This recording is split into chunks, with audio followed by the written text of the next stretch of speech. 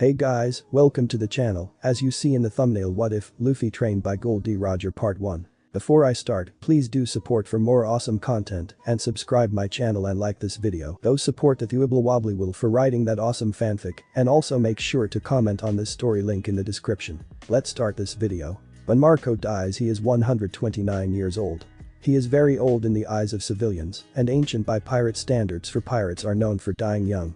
It's been longer than he cares to count since the War of the Best, and Marco doesn't look a day older on the outside.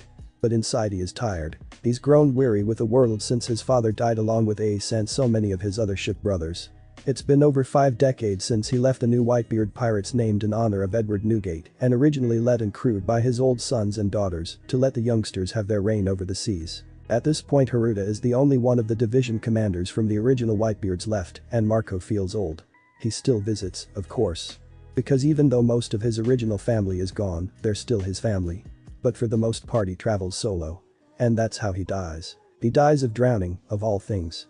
But it's not really of all things, because since Marco ate his blasted devil fruit, the sea has been the only thing that can kill him. Even though he for the most part has avoided it with a simple flap of his wings, he can't this time because the bounty hunters who had ambushed him had placed him in sea stone chains. Marco doesn't mind awfully much. It saddens him that he didn't have the chance to take farewell of his remaining family, but that's alright. He doesn't pray. He has never believed in any god, and he's not about to start just because he's dying.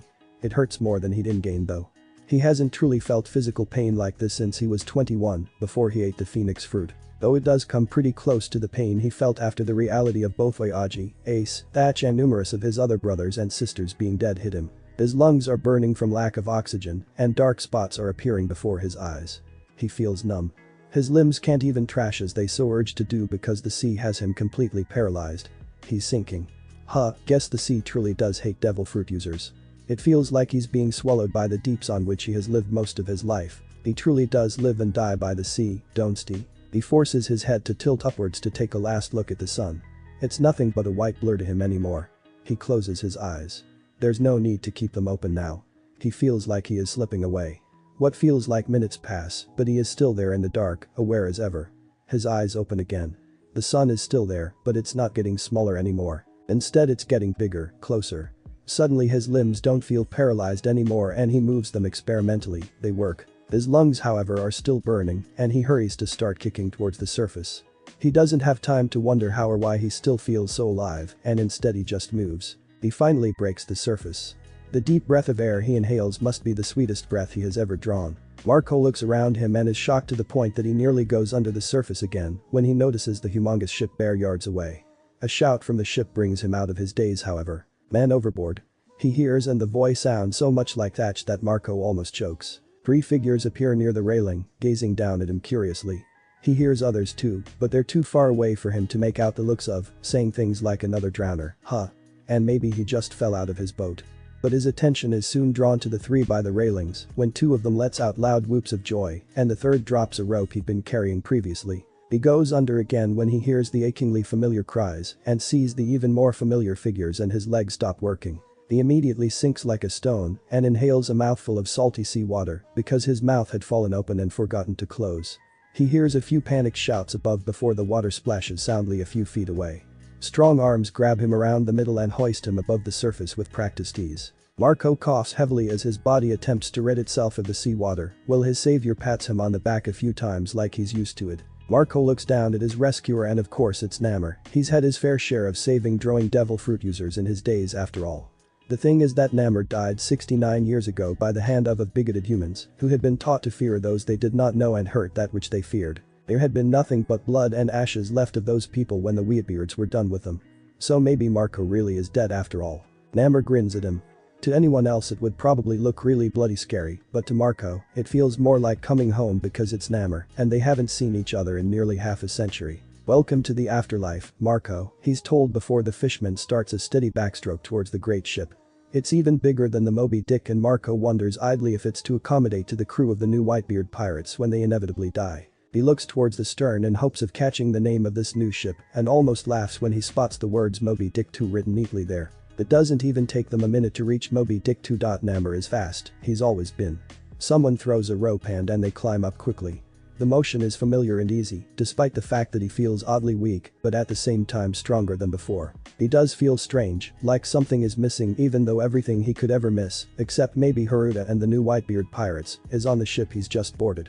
He doesn't get a moment more to mull this over, however, as he is thrown to the deck by a body as soon as his dripping wet shoes touch the wooden boards. The person on top of him is small, surprisingly strong and judging by the small lumps in the chest area female. He looks down and is met with a head of red that he knows went grey 3 decades ago. And now he's really confused because he thought that he was dead, but now a woman he knows to be alive is lying on top of him. How she managed to live to be so old is beyond him and another question in and of itself, though. He's always blamed it on her being too stubborn to die. Haruta. He finally manages at last after a moment of silent musings. Because that's clearly who it is, it can't be anyone but the former 12th Division commander. Marco, I'm so glad. I was afraid you were gonna have to live another 100 years with no one but the rookie brats to keep you company, she tells him happily, and it sounds funny coming from her mouth because it seems to him like she's reversed back to the same brat she was when their family was still whole, both on the inside and the outside. Haruta, that's rude. A voice admonishes from somewhere to his left, the man just died, you're supposed to offer your condolences or something. The voice continues and earns a few chuckles from all around as Haruta sits up now straddling Marco's chest and looks at the speaker with a pout. Hush you're just as happy that he's here as I am, she responds and sticks out her tongue. Marco has during all of this been staring uncharacteristically dumbfoundedly at Haruta, trying to make sense of everything happening. Maybe he is dreaming. For how else could both Haruta and Namor and the voice of Thatch be here? When he finally regains his voice, Haruta is still bantering with the one who'd admonished her and seems to have forgotten that she's currently sitting on Marco's chest. He clears his throat and gives the young but actually old commander a pointed look when she turns her gaze down to him.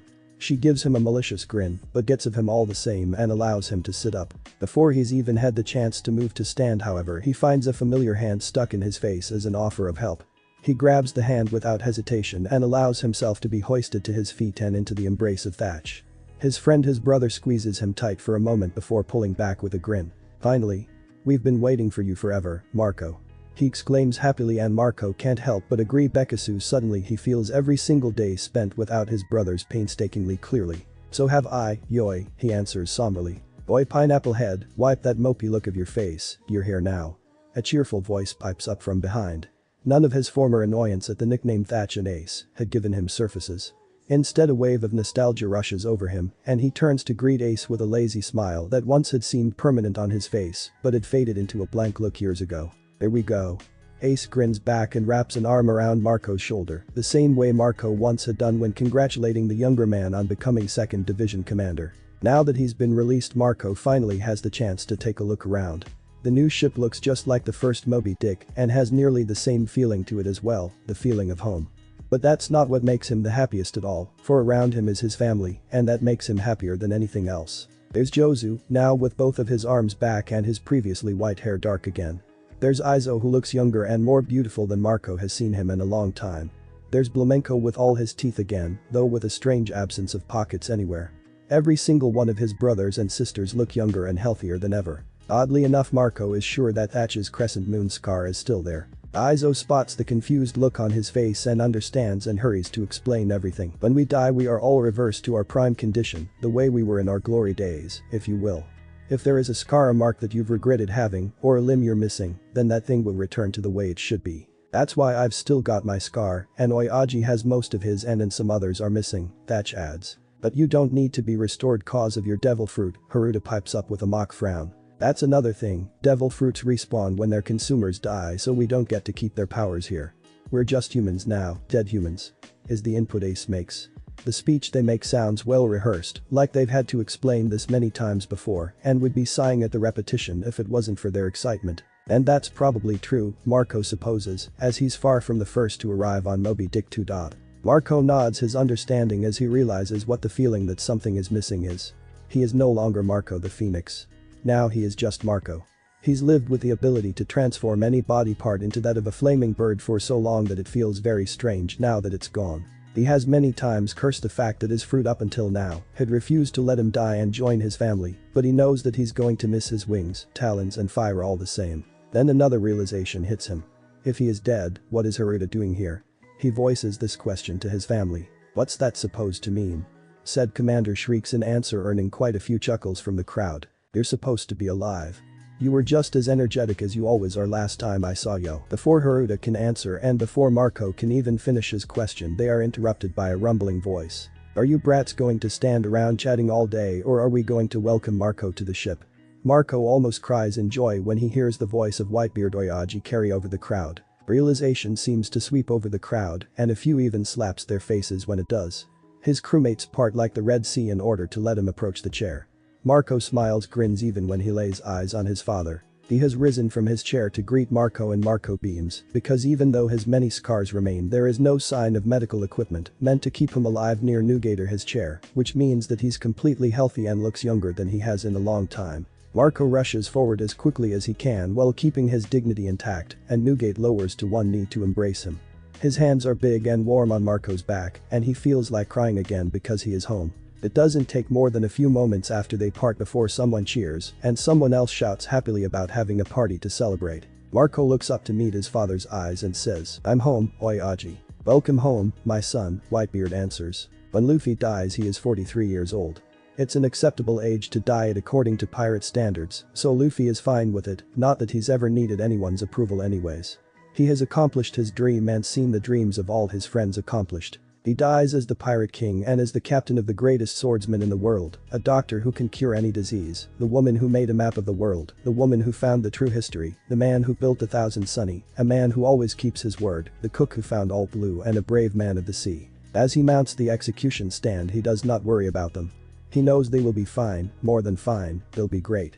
And so will Sabo and Gramps and his dad, whom he's only ever met twice, and so will every other friend Luffy has ever made, because they know just as well as he does that one day they will meet again. He dies, like every other man or woman who carries the will of D, with a smile on his face. Luffy is executed by the Marines after turning himself in. The Marines, of course, doesn't let the rest of the world know that the Pirate King turned himself in. Instead, they tell the world of Admiral White Hunter Smoker, who captured the new most wanted man in the world. He leaves the world with parting words that go down in history, telling of how the Pirate King is the one with the most freedom in the world, and those who want to be free will find their freedom at sea, because that's where the free people live. The world will later do as Luffy intended, and a third age of pirates will begin, now with people seeking the freedom Luffy had had. But something else will happen as well. Monkey D. Luffy's execution is the event that spurs the Revolutionary Army into action, led by a father and a brother coping with loss, but extremely capable nonetheless. The world government is toppled and an era of freedom and peace takes the place of the old one. Those who only knew Luffy on the surface knows him to be a goofball and desperately wonder how he could ever become king. The ones who truly know him notice the way his eyes seek them out and ensures that they are alright while he speaks his last words, and not one of them is left out or forgotten by the time the executioners move and straw at Luffy, the king of the pirates, die. At first it is dark. Luffy feels like he is floating.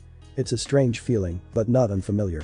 He knows the feeling of floating just before he starts falling from the many times he has recklessly thrown himself into the air. But the falling never starts. He just floats in darkness until he suddenly lands softly. He lands against rough wooden planks. When he opens his eyes, it is to see the clear blue sky and, strangely, a whole flock of seagulls circling above him. Luffy counts them idly, there are 13 of them. He closes his eyes for a moment before he sits up and places his hand on his hat. He lets out a surprised noise and takes the hat off his head. It's the same straw hat that Shanks gave him so long ago when he was just a weak kid with a big dream and a devil fruit. The side of this hat, however, is so familiar yet out of place that he grins, because this hat always seems to come back. What befuddles him though, is that he gave this hat to an 8-year-old child he met in West Blue 3 years ago. A child who had showed promise, determination and a yearning for freedom and adventure. At that point it had been years since he reunited with Shanks and proved his worth as a pirate. But his hero had given the hat back, saying to do what Shanks himself had done and give it to a person he believed would go farther than anyone else. So Luffy had. When Luffy has finished chuckling at the peculiarities of life and death, he takes a proper look at his surroundings and finds that he's sitting in a small rowboat. The very same rowboat he notices that he first set sail from Dawn Island in.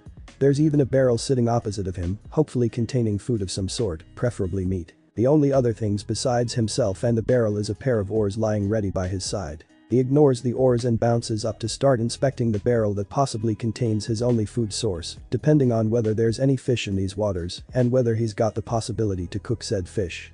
But just as he's about to tear into the poor unsuspecting barrel, a huge shadow falls over Luffy's little boat. He immediately looks up to investigate the mystery shadow and is met with a huge ship with two handsomely carved mermaids holding up the mouth of a cannon for a figurehead. His eyes lights up because he's found people, and whether they're nice or not doesn't matter because it will guaranteedly be an adventure. A man with a really cool mustache and a red coat is standing by the railing, gazing down at Luffy curiously. "Lost?" he asks casually. "Probably," Luffy answers and laughs. "I think I just died, but it's okay Bekasu, it's a new adventure." Mustache man laughs too and nods his approval. "That's just the right attitude you've got there kid." Luffy doesn't know why everyone still insists on calling him kid, even though he's over 40 years old and has become king of the seas and the pirates. Then Mustache man's eyes fall on Luffy's chest and he instinctively knows that the stranger is looking at his scar. The man looks up again and meets his eyes. The look in his eyes is serious but inquiring, and he asks a question that is unexpected but not. "Are you proud of that scar?" he asks. Luffy takes a moment to ponder the question, unlike what he usually would, because it's an important question.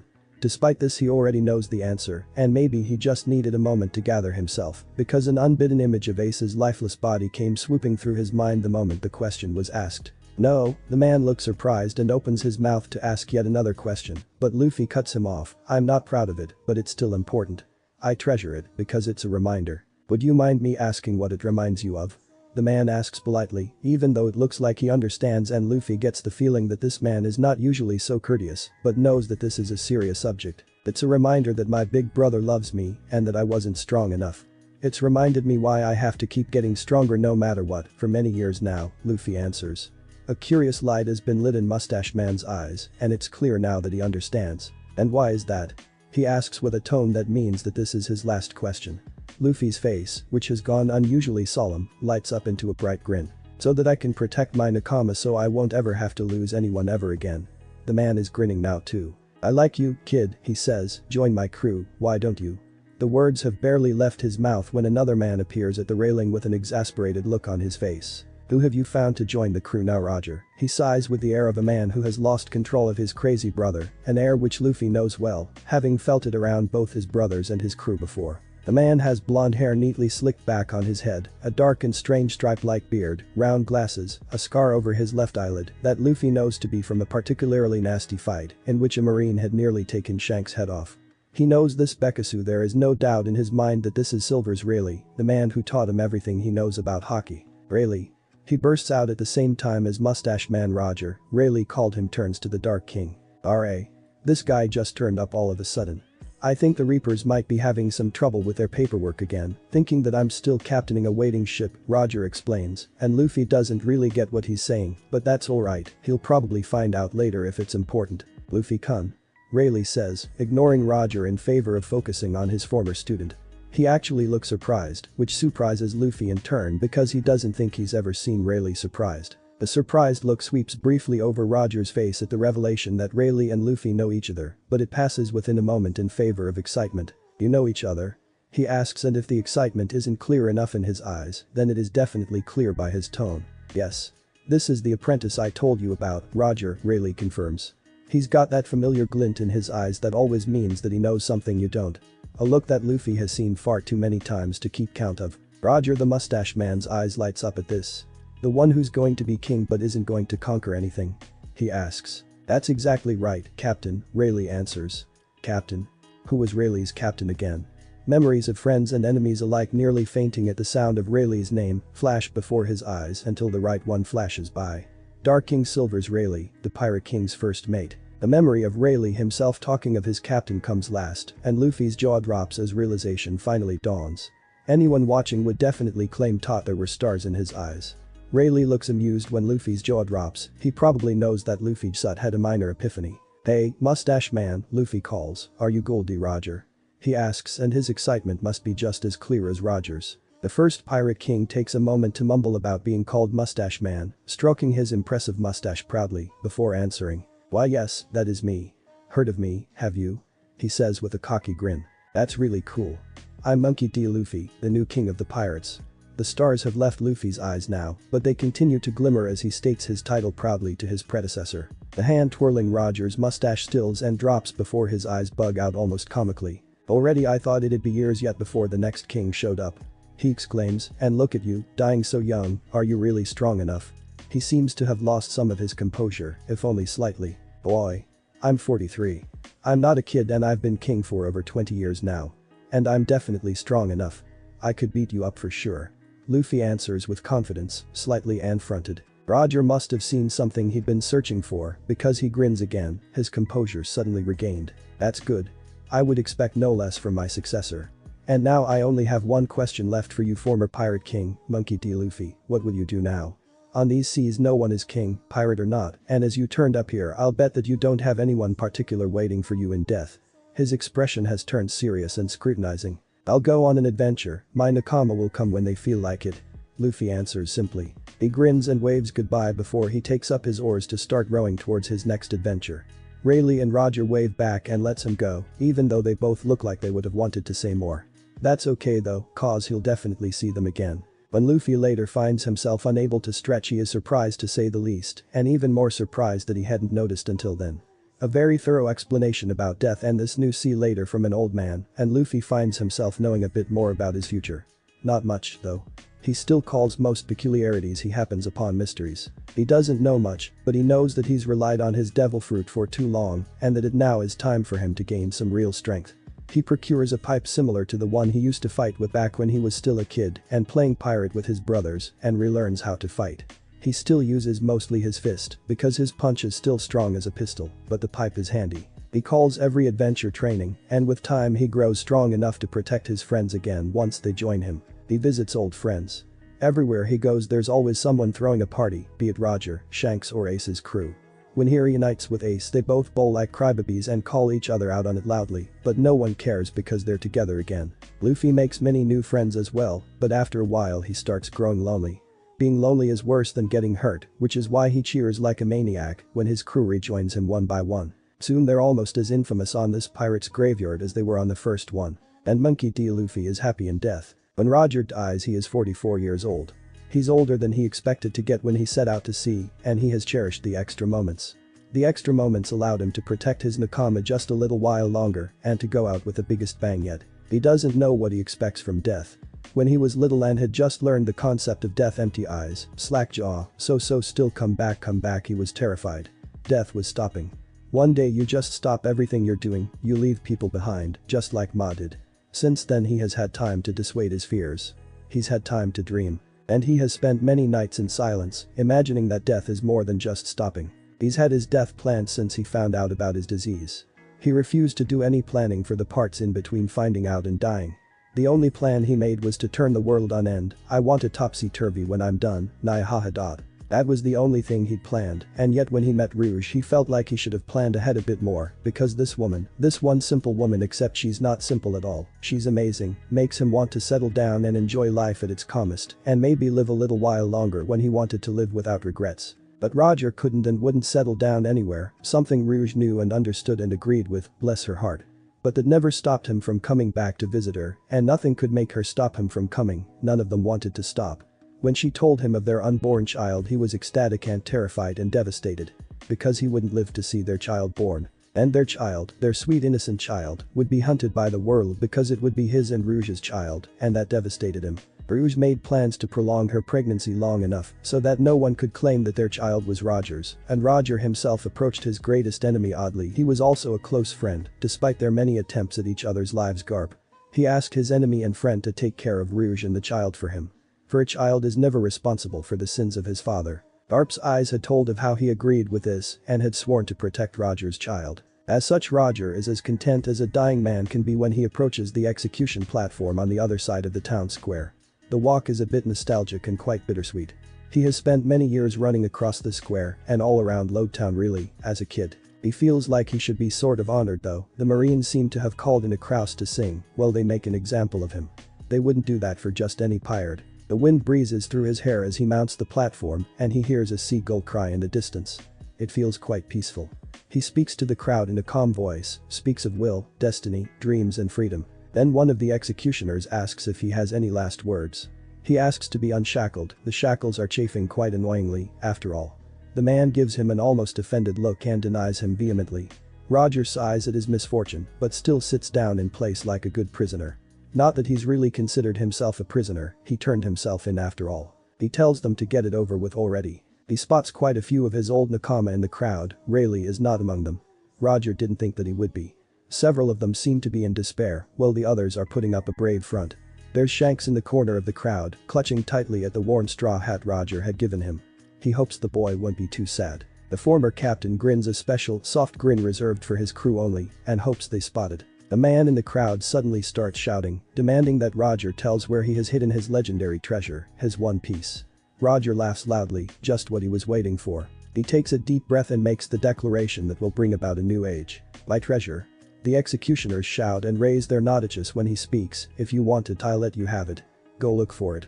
I left it all in that place. The crowd is so silent you could probably hear a pin needle drop right across the square. He doesn't know if he's ever witnessed anything so silent. Whatever the case may be, it's not the last thing he hears. The last thing is the executioner again shouting execute. The notches bear down on him, and thus Gol D. Roger, the king of the pirates, dies. At first it is just as dark and silent as Roger had always imagined as a child, and suddenly he feels scared for the first time in a long time. Then he feels his boots touch wood, and he hasn't been this relieved in even longer. He opens his eyes even if he doesn't remember closing them. He is on a ship. He knew this before he opened his eyes by the familiar bobbing of the wood he was standing on, but confirmation is always a good thing. It's a good ship. It's a decent size and made of good wood. He starts walking around deck to explore. Sturdy, he notes, pleased. It's a good ship, but he can't recall ever stepping foot on or even seeing a ship as plain as this one. The sails are pure white without a mark on them, and there is no figurehead. Everything is made of the same dark wood. There isn't even a small carving in sight. He feels a sudden pang of longing for his homie Oro Jackson, but squishes it as soon as it appears. There is no use in missing what he can't have. He should be thankful that death isn't as cold and dark as he'd imagined. He feels the presence before he hears the creaking of a wooden board behind him. He whips around, one hand on his sword and the other on his gun, ready to fire or strike at a less than a moment's notice. There is a hooded figure standing behind him. Its cloak is long enough to graze the ground and has the same color as the darkness Roger had just left. Who the hell are you? The ex-pirate king asks rudely as he fingers his gun threateningly. He's got a feeling that guns won't work at this person, whoever it is. The figure lets out a long suffering sigh. Boy, don't shoot the messenger of bad news, literally, whoever this person is, they're too damn cheeky. And what would the bad news be then? Roger's eyes are narrowed, and his hands don't leave his weapons for even a moment. Well, they're not exactly bad, it really depends on whether you like people or not, the figure drawls. It's an awfully vague answer. Roger just glares at the stranger, urging him to continue. He's aware that he's acting very out of character, but dying has made him a bit more suspicious than usual. In which order do you want the news, good or bad first? Let's start with the bad news, that way we can end on a high note, hopefully. Well, the bad news are that you're dead, surprise. The figure sounds so sarcastic when he says the last word that Roger almost socks him. He doesn't know why, but there is something about this person that pisses him off. Instead he settles on growling menacingly. The hopefully good news is that the big shot Reapers, aka my bosses, have decided to assign you a waiting ship. Roger frowns in confusion.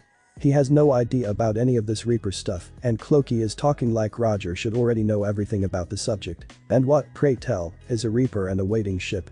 Roger asks testily. Clokey snorts and mutters something in out novices under his breath before answering. The Reapers are the ones who maintains this world and graciously allow human souls to come here when they die. We sort you and divide you to the places you fit best, but usually give you the privilege to choose where you go yourselves. Clokey really needed to get off his high horse. The waiting ship is a ship that houses dead pirates, sailors, marines and others who have devoted their lives to the sea, who are waiting for their loved ones to arrive, so they can go off together. However, the waiting ships get full after a while, and we can't keep expanding them forever, so we have to build new ones. There are special Reapers who do nothing but build ships and houses for new arrivals. But the waiting ships need captains. They need someone who can explain the afterlife to the ones who arrive and defend the ship when it's attacked. Loath as he was to admit it, Roger could actually see the sense in this. He still didn't let his expression slip and kept his body tense and ready for attack. The head honchos chose you because 1. You've proved yourself capable of captaining, 2. Your Nakama will most likely not arrive in quite a few years yet, so you need something to keep you busy, lest you decide to turn this world on its end or something because you're bored, and finally 3. I dunno if you've realized it, but your last words are going to start a new age. An age of piracy. Which means that a whole damn lot of people are gonna die, pirates, civilians and marines alike. And someone needs to take responsibility for the poor sods. Now you're one of the responsible ones.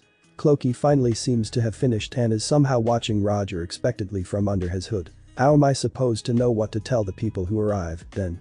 He hopes to some god or other that he didn't really believe in, that Cloaky wouldn't be staying to explain things to him first. Cloaky's flowy robe billows out around him as he reaches far into the cloak to procure something that looks frighteningly like a manual or handbook of some sort. Everything you need to know is in here. Cloaky holds the book up smugly, displaying the title, The Beginner's Guide to Ferrying Souls. Great. He'll have to read and memorize that whole thing. Roger accepts the book. When he takes it, a strange feeling washes over him. He has a feeling that he just agreed to ferry souls for who knows how long. How long do I have to do this? He asks after staring at the dark cover for a moment. At least 10 years, Roger's eyes bugs out slightly at this. 10 years is a long time, but I have a feeling that you'll be doing it longer. I have a friend in the prediction department where they predict when important humans are going to die, and according to her, it's gonna be at least another 20 years before you crewmate starts arriving. Roger's stomach sinks. 20 years before he sees his nakama again, at least. Cloaky seems to take joy in Roger's despair, for he makes a sound that might indicate that he's grinning, though his face is still covered. You'll find an island to restock at a few hours north from here. There's a compass in the chart room.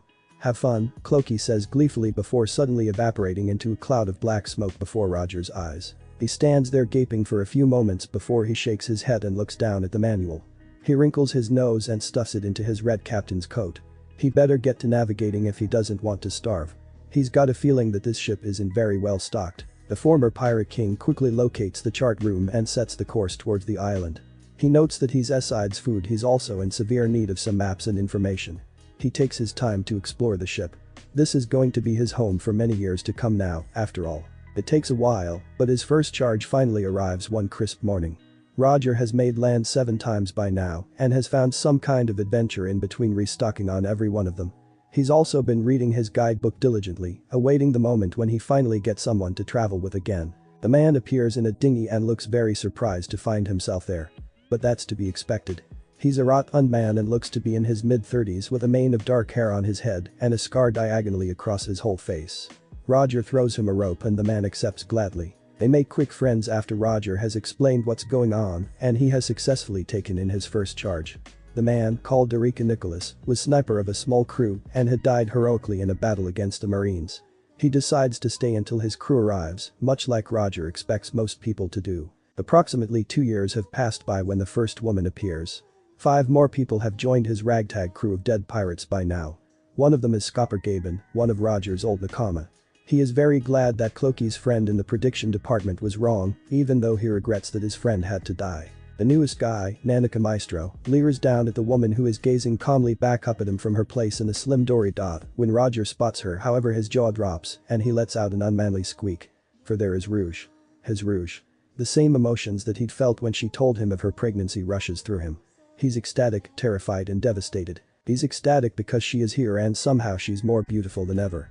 He's terrified and devastated, however, because he knows that their son will now grow up an orphan. He has trust in Garp though and hopes that will be enough. When Rouge is back in Roger's arms later, Gaben surreptitiously slaps Maestro Bekasu. He's still leering lecherously at Rouge. He doesn't stop. One beatdown later, Maestro swears to himself to never look twice at a woman Roger knew in life again. Roger doesn't notice though, he's busy with his lovely Rouge and listening to her describe their beautiful son. He only hopes to meet him one day when their ace has grown old and strong and lived for very long. When Ace dies, he is 20 years old. He dies young according to every standard out there. He's young in the eyes of pirates, Marines and civilians. He doesn't much care for what anyone thinks of his age, but even he himself expected to get to be at least 30, even though he's the son of a devil with no right to live. Ace is okay with dying, he accepted it the moment he stepped onto the execution platform. But that doesn't mean that he isn't angry. He's angry because Akinu the bloody bastard had the balls to badmouth Oyaji and tried to kill Luffy. Sweet, innocent Luffy, who had really done nothing wrong and had come to save Ace, breaking into impel down in his attempt to do so. He's angry because they'd been so close to escaping and because he died when he finally wanted to live. He's angry because so many of his brothers and sisters has died trying to save him. He's angry because he won't get to see Luffy fulfill his dream. He's angry because despite his very best efforts to make the world see him, the Marines took that away with just a few words that revealed Ace's heritage, which means that he hasn't died a pirate in his own right, but he's died as the son of Gold Roger. He's angry because he's broken his promise to Luffy. He said he wouldn't die, and yet here he is. And most of all, he's angry because he practically brought his death down on himself when he turned back to fight. But it's not in his nature to turn his back on a fight, ever. Especially when he knows that his precious baby brother can be killed at a moment's notice if Ace doesn't protect him. But he's relieved too. He's relieved because Luffy will live. He's relieved that he's kept his promise to Sabo, take care of Luffy, protect him. He's relieved because despite so many of his friends, his family dying, many of them are still going to live. He's relieved because he's finally realized. He's realized that there are people who love him. People who came to save him and who continued fighting to save him even after the revelation of his heritage. So he thanks them. In his final moments spent in Luffy's arms, he thanks his family for loving him like they did and hopes that they will understand that the sentiment is mutual. He doesn't feel any pain. He suspects that it might be the adrenaline. Or maybe it just hurt so much that he can't feel it. The majority of his organs are completely fried after all. He never thought that he would be killed by fire. Not after surviving the fire of Great Terminal and not after eating the Maramara no Mi, but it seems that he is anyway. He doesn't feel the pain, but he still feels the warmth of Luffy's arms around him. So he smiles because his brother is alright and because dying isn't so bad. Maybe he'll get to see Sabo. Maybe Thatch. What if he sees his mother? Higher Fist Portes D Ace not Gold D, never Gold D smiles as he slips away from life forever. The darkness feels familiar. It's the same darkness that nearly drowned him more times than he ever bothered to count when he was a kid and had just found out about his father. It's the feeling that would sweep over him after he'd beaten up a gang of thugs who had spoken of how the Pirate King's son should die and apologize for being born. It's the feeling that started to recede slightly when he found Sabo, that almost went away when he found Luffy, that he thought might be gone when they all became brothers. It's the feeling that kept him company many a night when he was hunting Blackbeard. It's loneliness and rage. The darkness soon starts fading into another darkness, the simple darkness and lack of vision when you close your eyes. As it does, he starts to regain feeling. He feels the warmth of the sun and the familiar material of Striker under his back. His eyes fly open and he sits up. He's been lying in the same position as he had on the many nights to sea in his quest for Teach. He gets to his feet with practiced ease and looks around. He's on the sea, which was a given as he was in his Striker, but the strange thing is that he's surrounded by small boats. He sees dinghies, skiffs and sailboats all around. Some are manned by familiar men and women bearing the mark of Whitebeard on their bodies, but most are empty. They're all crowded together around a bigger ship with white sails and a simple Jolly Roger flapping in the wind.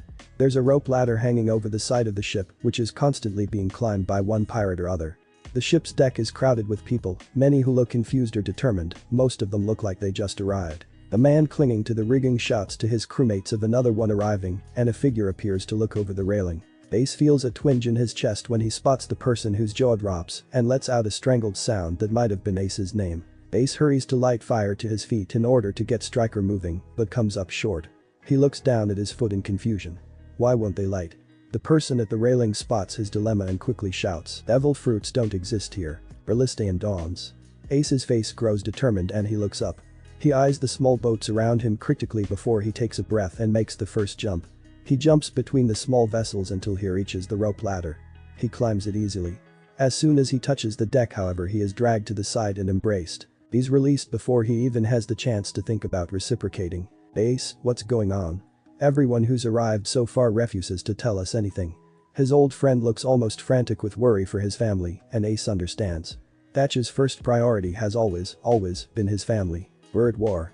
With the Marines, he answers shortly. It's easy to see that Thatch doesn't have the patience for long explanations right now. His face darkens. Why? What did they do? They must be hella well prepared if they're able to take you out. There's no side of Thatch's usual playful grin or glint in his eyes. It's moments like these that remind Ace why Thatch was made division commander. This and seeing him get serious in battle, that's a scary experience, even Ace admits. He begins but interrupts himself, unsure how to respond. They declared my execution to the world, Ace finally manages. We were executed. The shock on his friend's face would have been comical if it wasn't for the situation. Of course not. Ace exclaims, I was fighting a Kainu. He was aiming for my little brother, Luffy. I couldn't let him die. Thatch calms slightly. He can understand reasons like that well. When he calms, some of the familiar warmth in his eyes return and he grabs Ace in a hug again, squeezing his arms to his sides and lifting his feet of the deck. Damn him for being so tall. I missed you, Ace, he says happily when he lets Ace down. He doesn't ask why Ace was caught in the first place, he's happy to just chat for now, but Ace knows that he'll have to tell the story of hunting Teach sooner or later. Just not right now. Ace's answering smile, something he doesn't do often. He's more for grinning is enough for Thatch to know that the sentiment is mutual. What is this place, anyway? I mean, I doubt that I'd be led into heaven, and it doesn't feel much like hell, he asks instead, making a show of looking around. He makes a point of not mentioning that he knows what hell is like or why he wouldn't be led into heaven. Thatch chuckles at his joke all the same, for appearance's sake. No one is more observant than Thatch, and he always finds out what he doesn't know, especially if it concerns his Nakama's safety or happiness. Ace doesn't see much when he looks around. The ship is crowded with Whitebeard pirates and their allies, both ones he recognizes, and those he doesn't. They must have been dead already by the time he joined. It fills him with guilt seeing so many of his brothers and sisters having died for him. Thatch, naturally, notices his descending mood quickly and hurries to distract him with the help of his usual joviality. This brother of mine is a waiting ship. It's where people devoted to the sea come to wait for their near and dear to join them in death, Thatch explains. When the confusion hasn't completely cleared of Ace's face he continues, when the ones you're waiting for arrive you go on to do whatever it is you want to do with those people. We're waiting for Oyaji. He will most likely choose to captain a crew of his dead children, and then everyone else who arrive after him can arrive to the new ship instead of a waiting ship. Ace's face, which had been clearing up during Thatch's explanation, starts darkening again. I don't think it'll be too long now. Oyaji decided to stay behind to let us escape safely, Ace says, his voice filled with anger and guilt as he thinks of Oyaji asking if he'd been a good father. One look at Thatch's stricken face almost makes Ace wish he hadn't said anything. It'll be alright, Thatch rasps out. Oyaji is strong, and even if he doesn't make it, Marco and the others will take care of everyone until they're ready to join us, he continues with growing confidence. He sounds so sure that Ace almost believes him, but doesn't say anything more. They stand side by side in silence for a while. Ace finds it strange how no one has noticed Thatch is missing from the turmoil of Whitebeards yet, or wondered what Ace's striker is doing in the water, and is just about to suggest they go over and talk to the others. One former 2nd Division commander and one former 16th Division commander isn't enough to keep track of all the new arrivals after all, when two people approach them. They're a man and a woman. The woman is beautiful. She has strawberry blonde hair long enough to reach the end of her spine with a pink hibiscus placed in it. She wears a long plain dress and has a kind freckled face with the warmest eyes he's ever seen. She's holding the hand of the man, who is at least a head and a half taller than her. He's wearing a long blood-red coat and a hat in the same color. He has intensely dark eyes, a wide grin and a quite impressive mustache, not as impressive as Oyaji's though. Thatch greets them with a grin and a wave. Hey, Roger, Rouge, this here's my good friend, Ace. He's the 2nd Division commander, he explains happily, slinging an arm around Ace's shoulders. Ace blanches. Roger, Rouge, mustache, hibiscus. What he knows of these two people so far rushes through his mind at the speed of light and he reaches a conclusion. Some part of his mind denies it, even though there's really no question about it. These people, these two, are his parents. And, judging by the way they look at him, they're well aware of who he is as well. Their son, he's their son and they're his parents. He almost takes a step back out of instinct, something he's never gone before, but manages to still himself before he does. Thatch is happily chatting away about Ace's feats as a Whitebeard pirate, and Roger looks proud. Even though he also looks slightly miffed and thankful about something at the same time. Neither of them has said a word since they arrived, instead just keeping their eyes on him. Roger sometimes moves his eyes to look at Thatch out of courtesy and a pretense to be concentrating, but only seems to be listening with one ear. Rouge doesn't seem to be listening at all. Thatch, as well, quiets down halfway through his recollection of their fight against the DeCalvin brothers when he realizes that no one is actually listening. When he does so, Rouge seems to snap out of a daze. Ace, she says simply. Her voice is soft and musical, much like he's always imagined it to be. She takes a hesitating step forward and stops. For one dreadful moment he thinks she might see that he's a monster, but the thought is quickly dissipated when she starts walking again, this time quicker and with more determination and confidence than before. He's barely had time to wonder what she is going to do when she throws her arms around his back and pulls him into a tight embrace. She is warm and soft and his arms rise automatically to squeeze back. Involuntarily he lowers his chin to rest on her shoulder and tries to commit to memory the way it feels being hugged by his mother. It is similar to the way Makino's hugs felt, but those had been extremely few and far in between, mostly because Ace had been a stubborn brat without a need for hugs as a kid. When Rouge finally pulls back, Ace is reluctant to let her go, but does so anyway, letting his arms fall to his sides, not knowing what kind of reaction not letting go might earn. Rouge doesn't step back, however. Instead she raises her hand to brush a lock of hair out of his face, before standing on the tips of her toes to kiss his forehead. "My son, how you've grown," she says softly. Something warm erupts in his chest at hearing Rouge calling him son. She smiles softly. Her face seems to exude joy even though her smile is small. Just as Ace opens his mouth to answer her, he doesn't know what he's going to say, just that he is going to say something. Roger strides forward to stand next to Rouge, who automatically had stepped back slightly to be beside her lover, as if feeling his presence. Ace stiffens and his jaw locks. He doesn't know quite what he should say to this devil of a man that he happens to share blood with. Out of his peripheral vision he sees Thatch watching them confusedly from a few paces away. Only those who know him well would notice, however. The signs are small, but they're there in the minuscule furrows in his forehead and focused stare. Ace doesn't let himself look to Thatch for long however, as he can't afford to take his eyes off Roger. Roger himself looks surprised to see the hostile glare Ace is giving him. "Welcome to the afterlife, my son," he says with a grin. That grin is infuriating. Ace's devil fruit powers may be gone, but he still feels the familiar burn that anger against this man has always created. "My father is Whitebeard, no one else." Roger's grin falls, and Rouge's joy is replaced by a sad understanding. Ace regrets to see the joy leave her face, but this is too important. Roger opens his mouth to speak, but nothing comes out. He closes his mouth and stares, just stares. A minute passes. No one speaks a word. After another minute Roger opens his mouth again. This time the words do come out. "I'd figured out that you'd joined Newgate." He pauses for a moment, "but I'd never figured that you'd hate me." He sounds sad, and that only serves to make Ace madder. Ace snorts derisively. "Why wouldn't I?" His smoldering glare doesn't lessen a bit. The familiar feeling of constant anger and lingering loneliness from his childhood well up within him and reminds him why he's hated this man for so long. "Why would you?" Roger counters. "I took the information I could get about you. It was pretty easy to figure out what kind of person you were by that," Ace snarls. Another glance out of his peripheral vision tells him that Thatch is getting worried. He hasn't seen this part of Ace since before he joined Oyaji, and then never to this extent. Ace briefly considers toning it down, but quickly scraps that idea as soon as Roger starts speaking again. "What I'm like?" he asks, and Ace is now pretty convinced that Roger is either playing dumb or is really stupid. He voices this very thought to Roger, but the old man just keeps staring confusedly. Just as Ace is about to let out a string of profanities, someone in the crowd of Whitebeard pirates gasps loudly, while another shouts even louder in surprise, and yet another starts straight out sobbing. What had earlier been a low murmur soon reaches a crescendo, and someone shouts out Oyaji. Suddenly it's very clear why they all seem so upset. Ace's prediction from earlier now rings true. Thatch quickly strides over to the railing to see it with his own eyes, looking like he doesn't quite believe it. Ace throws Roger one last glare before following his friend. He squeezes by his crewmates to the railing and immediately spots Oyaji. He's sitting calmly in a skiff much bigger than all the other boats bobbing around. He looks younger and healthier than Ace has ever seen him. In his hand is his Bacento and on his head is his usual black bandana. They all watch as he picks up the oars and starts rowing towards them. It's a strange sight. Usually Oyaji never comes to you unless you deserve a beatdown or are gravely wounded, it's always you who go to him.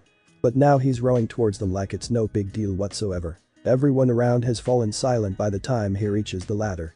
When he's climbed up and stepped on the deck the dam suddenly bursts. Sobs of both happiness, sadness and relief echo all around, accompanied by cries of disbelief. Oyaji just laughs his gurgling laugh and greets them. Then someone who is not a Whitebeard pirate speaks up and he's heard clearly over the cacophony. "Finally arrived then, Eddie. That's good, I was starting to miss having a drinking buddy who can keep up with me." Rage courses through Ace and drowns the slight confusion he's feeling when he hears the bastard speak so casually to Oyaji. But Whitebeard just laughs it off. "It's good to see you too, Roger," he says in return. Now Ace really is confused. How can they greet each other like old friends when they were rivals? Roger laughs but doesn't say anything more as Oyaji is swarmed by his sons and daughters. Ace stands still where he is, trying to process the new information. Gold Roger and Whitebeard, friends. The bare thought is inconceivable. All he's ever heard about Roger and Newgate points to them being mortal enemies, not drinking buddies. He's so deep in thought that he barely notices Thatch when he suddenly rushes past, heading for Newgate. It does however bring him out of his daze, and he hurries to follow. He can think about the despicable man who shares his blood later. Right now he should be welcoming Oyaji and thanking him for the extent he went to save Ace. The crowd of people around Oyaji is big. There's got to be at least 100 of them. As such it takes time to reach him because he's the best father anyone could have and has not forgotten a single one of them, so he needs to greet them all individually. When it's finally Ace's turn his anger has cooled and sunken away to the back of his mind. In its place is now all the gratefulness and love he holds for his family. He stares up at his only true father and doesn't really know how to express what he's thinking. Thankfully Oyaji takes the matter into his own hands. "I'm glad to see you've arrived safely, my son," he says, and Ace's chest swells with pride at being called son by this man. "I'm sorry," he says, "for all the trouble I've caused. I got you killed." His voice is as solemn as his expression, and he hopes that he can be forgiven. "Foolish brat," Whitebeard says and whacks him lightly, though lightly for him is actually quite harshly to anyone else over the head. "That's the kind of thing you do for family. The relief Ace feels is almost palpable, and he knows that Roger doesn't matter because he's going to spend the rest of his afterlife sailing with this man that he willingly calls father. When Rouge dies, she is 38 years old. She's still around 30 years too young to be dying of natural causes. That's because she does not die an exactly natural death. Some would claim that dying in childbirth is natural enough, but her case still isn't very natural. It's not normal because she has, at the time of her death, borne her baby for 20 months in the hopes that he won't be suspected as Roger's child. She's okay with leaving a bit early though. The best parts of her still reasonably long life had been the time spent with Roger, and he's passed on already. The only thing left for her on Badarilla, in life, is Ace. Rouge dies with a smile on her lips and tears in her eyes. She is glad to have been able to give her child, her son, the chance to live. She trusts that Garp will take care of him, Roger did after all, and she trusts Roger's judgment. She is also sad, however, because she is leaving her baby. She won't ever have the chance to watch him grow up into the fine young man she knows he will become. She's tired. The exhaustion is palpable after 20 long months. She is slipping away from life, from Ace, but it's not as bad as she thought. Maybe she'll finally get to rest. Maybe she'll get to see Roger again. She sincerely hopes so. She's missed him so much that it aches since he last left. She cradles her son for the first and last time and kisses his forehead gently before slipping away into what many would call eternal sleep. Rouge hadn't truly expected to open her eyes again at all, even though she had her hopes of seeing Roger, yet she does. They open to see the baby blue sky and fluffy clouds overhead. The sun warms pleasantly, and the soft swing of her resting place almost lulls her to sleep. She hasn't had the chance to relax in this way in almost 2 years for constant worrying. She hums contently. Then her eyes snap wide open when she realizes that she supposedly died bare moments earlier. She sits up quickly. Around her is nothing but sea and more sea, except there. She squints into the distance. Yes, that looks like a ship. She grabs the oars without hesitation and starts rowing towards the ship. Whether the sailors are friends or foes doesn't matter much, she's already dead after all. Though a gentle and kind woman, Rouge has always been determined as well. If there's something she wants done, it usually happens, whether she's the one doing the work or not. Even though she's never had the chance to do much manual labor in life other than tending to her gardens, Rouge doesn't have too much of a trouble rowing. When she was little, her mother had always blamed her father's genes, saying something about it being the D in her that made her so determined and strong. Rouge had never really understood what it meant, being a D, until Roger had told her. Thus she hasn't even breaking a sweat when she finally reaches the ship, which is bigger than she thought. The anchor is down for some reason, so the ship is, thankfully, still. She watches the vessel for a moment, pondering how to call the sailors' attentions. She idly wonders why the watchman hasn't spotted her yet. At last she decides that calling up to the deck is her best course of action, as the chance of anyone hearing her knock at the hull like one would a door is quite small. "Excuse me," she calls, "I require directions." If there is anyone willing to give them, she waits patiently for someone to appear. The one who finally does is a man who looks to be only slightly older than herself with small pig-like eyes and a lewd grin. He leers down at her. "I can give you much more than directions, sweetheart," he says suggestively. "Just directions will be fine, please," she answers as she gazes evenly at the man. She would claim that he was a dead pirate, but she's had her fair share of run-ins with Marines just as lecherous as the typical depiction of pirates. She'd learned as a young woman that her best bet always is politely declining without seeming bothered in the slightest. "Hey now, little lady, don't be like that. I bet we could have loads of fun together," he continues with a wink, uncaring about her decline. Just as Rouge is about to politely tell him no, yet again another man appears at the railing, towering above the first. This one is grinning as well, but his grin seems to be about general happiness rather than lust. He wears his dark hair in a ponytail, and a pair of sunglasses are perched on his nose. He feels vaguely familiar, like she's seen him before but never really met him. "Hey, maestro, what are you doing, harassing a lady like that?" It's phrased like a question, but it sounds more rhetorical than anything. Gaben, the man, maestro, seems slightly perturbed to have been discovered in his flirtations. "I was just inviting this lovely lady here up to assist her." Gaben, where had she heard that name before? Gives him a sideways look. "Right. I guess you forgot the #1 rule on this ship, then." Rouge watches with well-concealed amusement as Maestro turns to Gaben with wide eyes. "Then #1 rule? When new people come you always call the captain." Maestro's mouth forms an O of understanding as Gaben answers. The bigger of the two draws a deep breath before shouting, "Oh aye, Captain, we've got a new arrival." There's a crash as something is dropped beyond Rouge's vision and the sound of boots slapping against wood before the supposed captain appears at the railing. Rouge's eyes lit up and the man gives a rather cute sound of surprise when they see each other. It's Roger. Standing there in all his glory is her lover. Oh, how she has missed him. a familiar grin reserved only for her breaks out across his face, and he calls his men to attention, ordering them to help her on board. Soon enough she's on the ship and can see the whole of him. He looks exactly like she remembers, from his mustache and cravat and all the way down to his black boots. Rouge, he breathes out, looking slightly awed. His eyes are shining with a whirlpool of emotions, moving from happy to scared to sad within a moment's notice. Roger, she calls back, face beaming with joy, and then they're in each other's arms. I missed you, she murmurs into his shoulder, content to feel his strong arms around her. Rouge, are you alright? He asks softly. She can't imagine what kind of scenarios might be going through his head, and she's quick to alleviate his fears. I'm fine, the pregnancy was just too much for my body to handle for so long. She pulls back to face him, still with her arms around him, and sees the fear in his eyes. Ace is fine. The labor had just ended. Garp was there to take him when I went, she murmurs into his ear. Roger brushes away a tear she hadn't realized was falling. Ace, he says softly. It's the name he chose, should the baby be a boy. I'm glad. Then you're both alright. He continues. Rouge hums in agreement, resting her head on his shoulder. She hasn't felt this safe since Roger last left Badarilla.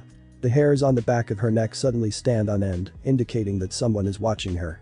But she knows that she's safe as long as she is with Roger, and so pays it no heed. She hears a dull thud and a groan of pain in the background, but Roger doesn't even seem to notice, so she doesn't pay it any mind. The feeling of being watched, however, goes away, so she presumes that the watcher has been subdued. He's beautiful, she murmurs against his neck, he's so tiny that I couldn't believe it at first. He's got your eyes and your hair, but my freckles, she continues murmuring her description of their baby boy in his ear, all the while seeing his sweet face in her mind's eye. At one point she feels drops of something wet hitting her neck, but doesn't mention it. They stand like that for a long time, while Gaben urges the crewmates back to their tasks. When they finally pull back ever so slightly, Roger leans down to place a soft kiss on her lips, something she has been craving unconsciously for very, very long now. When they part, Roger takes her hand and looks deep into her eyes. He opens his mouth and speaks one sentence, just one, that makes her heart soar, because she knows that to him it means so much more. My lovely Rouge, would you like to stay with me? Coming from Roger, it's as good as a proposal, and his eyes confirm it. Yes, my Roger, I would. Their lips meet again, and thus they begin their forever, one they could never have in life. Rouge finds out many things over the coming years. She blushes when she finds out that Roger named the ship he's currently the captain of, the lovely Rouge, and smiles when she learns of how Roger has decided to wait with restarting his crew until his best friend arrives, even though it will take years upon years for Rayleigh to arrive. She finds out that the man called Skopper Gaben, she thought she knew from somewhere, is one of her lover's old crew members, and that she recognized him from an old photo Roger had once showed her. She learns every rule of the afterlife. It doesn't take many years until she can recite them just as well as Roger. After 20 years of waiting, Roger's old rival, and sometimes drinking buddy, arrives, accompanied by dozens of his sons. One of them is Ace. She's thrilled to see him, though she mourns his death, and devastated when she learns how he hates his father. However, she has faith that they will one day get along as she has dreamed. It takes years, but Ace does grow used to his father after many visits, and Rouge couldn't be happier the day she spots her two men having a completely civil conversation during which Ace doesn't even look tense. When Rayleigh ultimately arrives, Roger proudly declares that it's time to rebuild the Roger Pirates and invites every man and woman on his waiting ship to join him. Some do and some don't. They later board an exact replica of the Oro Jackson to set sail with both new and old crew members on board. That night they party and sing, and even Rouge joins in when they dance to celebrate. It's the beginning of something that will never end, she can feel it in her bones. When Garp dies, he is 92 years old. He is by all means an old man and has lived a long, if not griefless, life. By now every single man and woman who made a name for themselves back in the good old days are dead. Both Senny and Tsuru-chan had gone years ago, at peace in their retirements. Garp had been the last of the three to retire at the age of 89. All his old rivals' drinking buddies are gone by now as well. Both Roger, Newgate and Shikey are long gone. Those who remain are the brats of the future, those Garp still likes to call rookies. Kobe has been Fleet Admiral for nearly 10 years now with Helmeppo as his right-hand man, but to Garp, they are still the same brats he picked up from a passing marine vessel so very many years ago. A few of the brats pretentiously called supernovas are still left. The two Yonko Trafel Guy and Bonnie are still left, along with Basil Hawkins and a few others, but the former Yonko Captain Kit is dead along with Luffy. Garp still can't believe that the cute brat he trained so hard had gone before him even when he dies. The only comfort he has is that his disowned son Dragon still is alive and kicking. When Garp retired 3 years ago, it was more out of protest than anything else. He thinks that the only reason that he stayed with the Marines when Swatangrati young Ace was executed is because of Sengoku and Tsuru. His oldest and closest friends Nakama are two he could not abandon, not then, not ever. But both of them are dead now, and he doesn't know if he would have been able to stand on the sides of the Marines and watch another grandson executed, no matter if it meant maybe seeing his Nakama as much. So the day before his cute grandson is to be executed he retires and no one argues. Both Kobe and Homepo know his ties to Luffy and know how he felt the last time this happened. He as well knows that they are reluctant to see the Pirate King executed, him being the one who set them both on their paths to greatness, but both protocol and higher-ups declare that the king needs to go, so they have no choice. He stays for the execution of course, there may not be much he can do, and he knows he shouldn't do anything for any reason anyways, both for Luffy's and his own sake, but he'll be damned if he isn't there for his grandson on his last day. So he is. He watches and listens as Luffy makes his declaration of freedom and feels proud because he has a feeling that the new era will be different from the one Roger started. When all is said and done he heads to Fuchsia village. He hasn't been there in years now and if there is somewhere he wants to spend his retirement it's where he grew up. He spends his last days munching on rice crackers, annoying Whoop Slap, chatting with Makino, and drinking with Dayton until he one day just drops. It's funny because it feels the same way as it always does when he suddenly falls asleep in the middle of something, but still different. The sudden darkness is different, but instead of the familiar fuzzy feeling it now feels like he is floating in the darkness. It's a strange sensation, but it doesn't last very long. Suddenly he can feel a steady breeze against his face and hardwood beneath his back. He sits up as if he had just awoken from one of his customary naps and the wood beneath him sways. He looks around. Ah, he's on a boat. In the middle of the sea. He shrugs his shoulders, he's been in worse situations and put his boys through even worse during their torture room training sessions. Another look around however reveals that he is not alone in the middle of the sea. For there, heading straight towards him, is a big ship. Garp can't tell what kind it is, he's never been much for memorizing stuff and especially not things he doesn't need, but there is a big emblem on the sail that looks like that of the Marines, but not quite the same. It's a vague outline of a seagull, not carrying anything. Garp scratches his head in confusion but shrugs it off. The brats have probably decided to change the logo, Balsy as they are, or the tailors have done a terrible job on the sails. As the ship nears, however, he notes that that isn't the only thing off about the ship. First off, no one is wearing a marine uniform, second off, the parts of the crew that he can spot seem more relaxed than the hard-drilled tenseness of marine soldiers. Garp is about to shrug it off for a third time and start finding his way back to Fuchsia when he spots the odd circular haircut and a flash of dark blue hair that he knows. His curiosity has now not only been piqued but is now bubbling furiously in his stomach because it can't be. But he shouldn't really be surprised. After spending around 70 years on the Grand Line, he should know that nothing is impossible. Not even the dead returning apparently. It's not a question whether he's going to investigate or not. He cusically locates a pair of oars lying on the bottom of the simple rowboat and puts them in the water. The oars move silently and easily through the water, a familiar motion in an unfamiliar situation. The strokes are strong and steady, and he's soon closing in on the ship. The man on watch has spotted him and is running around screaming like a headless chicken. That man could definitely use a fist of justice or two to calm him down. The two impossible people on the other hand are calm and silent, watching him approaching. The closer he gets the more they look like his old friends, like Sengoku and Tsuru. The ball of black Seni-called hair and Tsuru-chan's sleek dark hair in her usual ponytail and their crossed arms are clearly visible. They look much younger than he's seen them in decades. Neither of them have had hair any color, but white for many years now for one, neither has Garp, but that's beside the point. Many of their wrinkles are missing too, though Seni still has his glasses. Despite this they both look as serious as ever, though.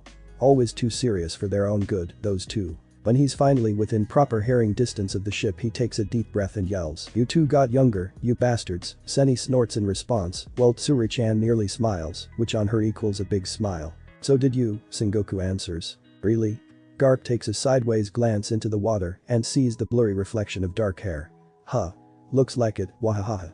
Strange, but not strange enough to be weird." Tsuru sighs and Seni shakes his head, why they do he doesn't know.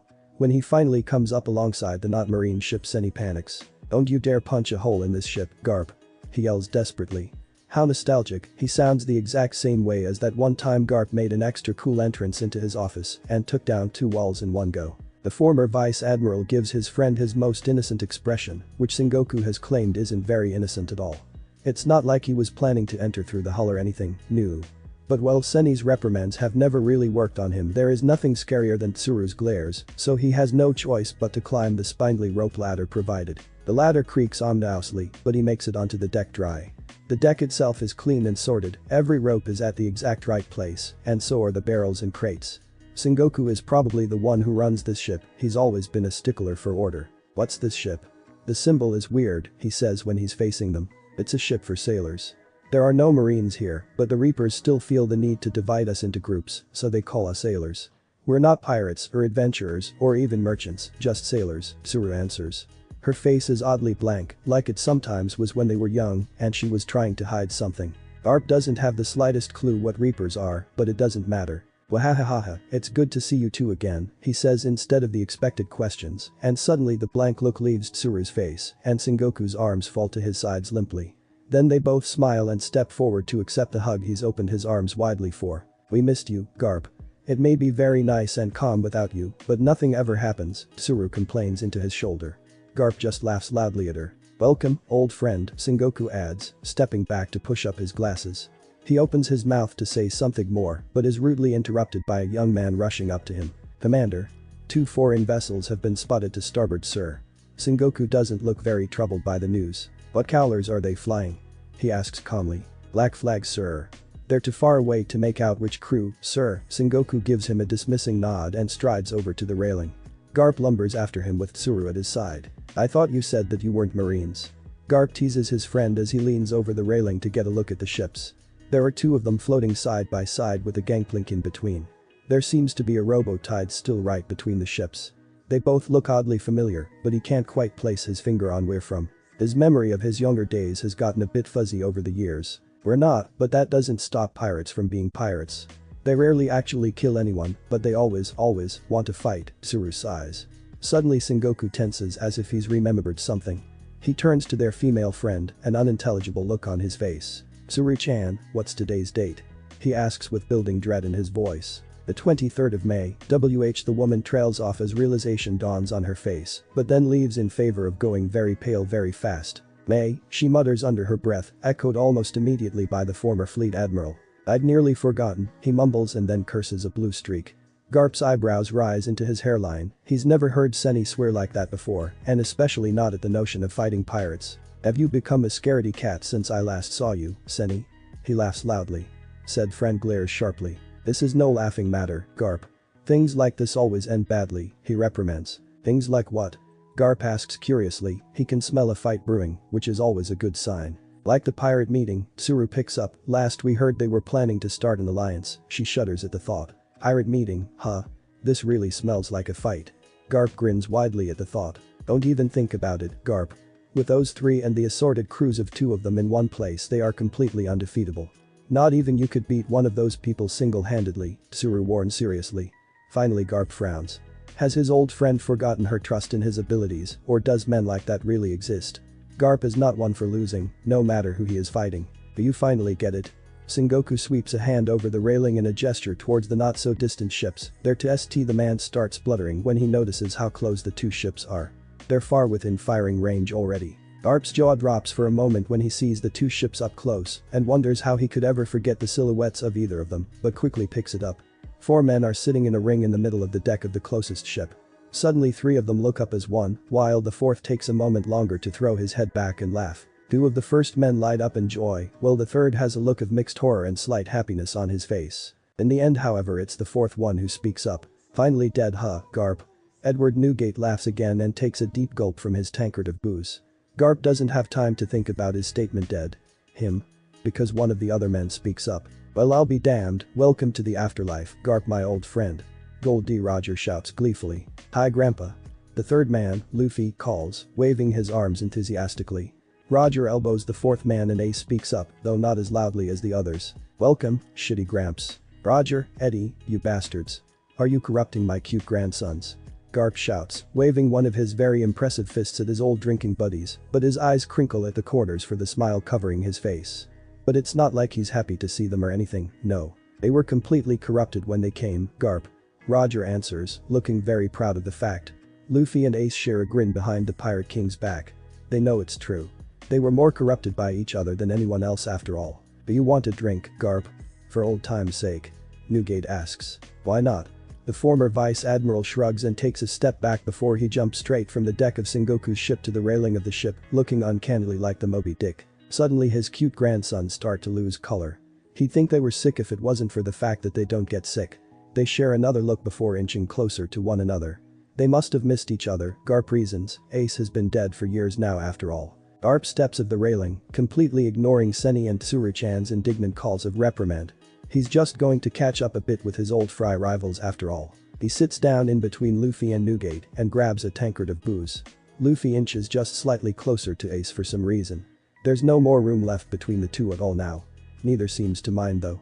Ace throws him a suspicious glance not unlike one from his younger years and slings an arm around Luffy's shoulders protectively. Those two really do look out for each other. He's taught them well, he thinks proudly. Eddie and Roger both are watching the two brothers out of the corner of their eyes with a mix of amusement and suspicion. Huh. Roger soon turns to Garp and points out a lack of gray hairs, laughing loudly. They end up talking about their old escapades and new adventures they've had here, wherever here is. Sometime around Garp's fifth tankard of booze his grandsons start relaxing slightly and joining in the conversation. The conversation soon turns to the rumors Sengoku told him about, those of an alliance. Luffy and Roger join up to excitedly tell him everything about their idea with Nugate and Ace making comments and corrections here and there. Except it's not gonna be called an alliance, it's going to be called a pirate council. Dusk falls and the booze runs out. At last they decide that Garp should be heading back to Senny's ship, apparently Luffy is staying the night on the Moby Dick 2. Garp gets up and dusts himself off. It was good seeing you, Roger, Eddie, he tells the two senior captains and receives similar greetings in return. He then turns to his cute grandsons. How about you boys come with me back to Senny and become sailors? He asks them. It's not as good as Marines, but he'd be able to keep track of them. No way. They shout as one, jumping to their feet. No. Garp grins, they don't seem to have learned respect quite yet, despite all his brilliant training. Looks like someone wants a fist of love. The sound of his knuckles against their hard heads ring across the deck. He still hasn't lost his touch. They both shout and glare, and Ace looks like something he'd been expecting finally happened. I'll be checking in on you too, Garp tells them resolutely, grabbing the boy who used to be rubber and the boy who used to be fire into a bear hug. Without a government to hunt them there really wouldn't be any greater point in them joining the Marines anyway, even if they existed here. Wherever here was. They still wave him off happily when he goes back to Senny's ship, which surprisingly has stayed where he left it. Have a good afterlife, Garp. Whitebeard calls after him when he goes. He wonders yet again what this business about afterlife is, but dismisses it again, he'll find out eventually. Senny and Tsuru greet him with glares and tuts when he returns, both looking very reproachful and thoroughly annoyed for some reason. Garp opens his mouth to speak. So, Senny, are the crackers any good around here? This earns him a sound slap over the head. When Garp finally finds out that he's dead he drops his first cracker afterlife over the railing somehow. Thanks for watching this video. If you really enjoy this video, like, subscribe, and comment down below, and turn on that bell notification. Don't forget to support thewibblywobblywolf for writing that awesome fanfic, and also make sure to comment on this story link in the description. See you in the next video. Goodbye.